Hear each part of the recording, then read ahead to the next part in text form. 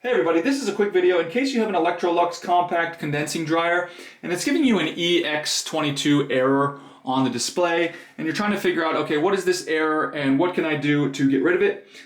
So first of all, just talking about what it is real quick. So this is when the dryer is sensing that there's a failure at the condensate drain pump. And so why this might be happening is a couple of things. One thing is you could actually just have a clog or something like that. So you just want to make sure that there's nothing clogging up in the reservoir or anything like that.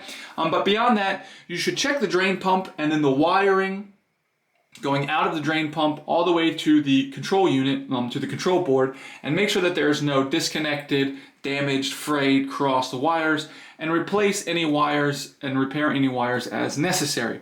Now, if it's not the wiring, it might be the pump itself that needs to be replaced. And if it's not the pump that needs to be replaced, it might be the control board that needs to be replaced. And if it is the control board, I'll go ahead and put a link in the description to a tutorial on how to replace the control board.